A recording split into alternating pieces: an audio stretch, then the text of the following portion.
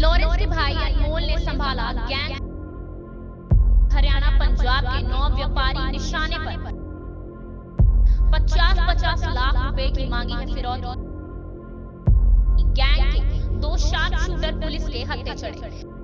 Gangster Lawrence Bishnoi अलग अलग मामलों में इस समय जेल में बंद है, लेकिन अभी भी बाहर से उसकी गैंग को ऑपरेट किया जा रहा है। अब इस काम में गोल्डी ब्राड के बाद लॉरेंस का भाई अनमोल बिश्नोई भी पूरी तरह से शामिल हो गया है। एसटीएफ हरियाणा ने इन्वेस्टिगेशन के अंदर लॉरेंस और उसके भाई अनमोल बिश्नोई को लेकर कई चौंकाने वाले खुलासे हुए हैं, जिसमें सामने आया है कि लॉरेंस की गैंग को गोल्डी के अलावा अनमोल बिश्नोई ऑपरेट कर रहा है। अभी बड़ी बात सामने आई है कि पिछले 40 दिनों के दौरान अनमोल बिश्नोई ने यूके से हरियाणा, पंजाब, राजस्थान के 9 व्यापारियों को फिरौती के लिए कॉल की गई है। हाल ही में फिरौती की कॉल करने के बाद अंबाला से आम आदमी पार्टी के पार्षद मक्खन सिंह लबाना के घर पर गोलियां भी चलवाई गई। ऐसे में अब अगले कुछ दिनों में मोगा और पंचकुला के बिजनेसमैन रघुवीर चौधरी के घर पर गोलियां चलाने की प्लानिंग थी, जिससे पहले साहिल खरौड़ उर्फ प्रजापति और कृष्ण कुमार उर्फ लवली राजपूत को गिरफ्तार किया गया है।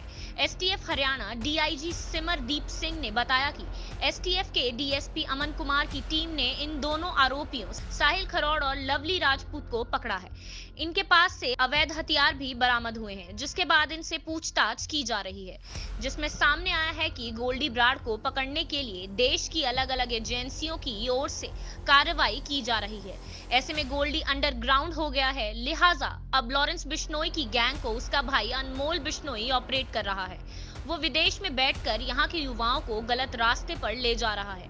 इन्हें रुपयों का लालच देकर ऐसा किया जा रहा है। एसटीएफ हरियाणा की इन्वेस्टिगेशन में सामने आया है कि लॉरेंस बिश्नोई गैंग पिछले करीब 2 महीनों से टारगेट किलिंग पर काम कर रहा है, जिसके चलते अनमोल बिश्नोई के इशारे पर ही हरियाणा, पंजाब, राजस्थान के अलग अलग जिलों में व्यापारियों को फिरौती के लिए कॉल की जा रही है। कॉल करने के बाद सभी लोगों ने मामला दर्ज करवाया। ऐसे में इन सभी के घरों की रेकी करवाई गई और इसी प्लानिंग के तहत अंबाला के पार्षद के घर गोलियां चलवाई गई, क्योंकि इस पार्षद को भी पहले 50 लाख रुपए की फिरौती की कॉल आई थी।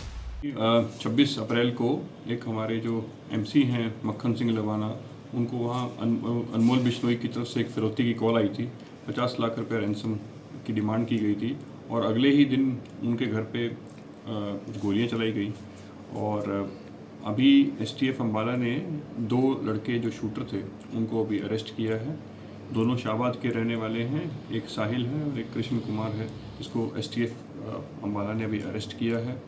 उनसे पूछताछ की जा रही है कि उनका कांटेक्ट जो गैंगस्टर के साथ कैसे हुआ है, किसने इसकी फंडिंग करी है, किसने इनको वेपन प्रोवाइड कराया है, उसकी डिटेल्स पता लग रही हैं। इन दोनों से हमें 2 देसी कट्टे 32 बोर के बरामद हुए हैं। साथ में जो मोटरसाइकिल इन्होंने उपयोग करी थी शूटिंग करने के लिए, वो भी एसटीएफ ने बरामद करी। ये जो फ़ोन आया था, एक्सटॉर्शन की कॉल आई थी, वो अनमोल बिश्नोई जो लॉरेंस बिश्नोई का भाई है उसकी तरफ से कॉल आई थी। और उसके बाद नेक्स्ट डे ही उसी पार्षद के वहाँ एमसी के वहाँ फायरिंग हुई है उसके घर। वो भी पूछताछ इनसे करेंगे तो और बात क्लियर होगी।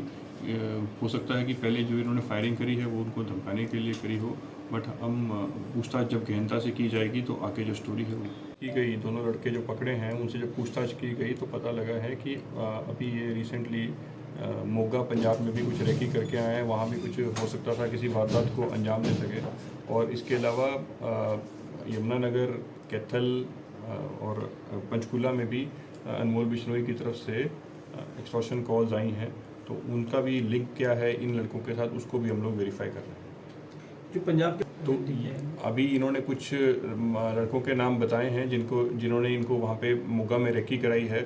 उनसे अब उनको हम पकड़ के उनसे और पूछताछ करेंगे। सिद्धू मूसेवाला मर्डर केस के मास्टरमाइंड गोल्डी बराड की विदेश में तलाश की जा रही है।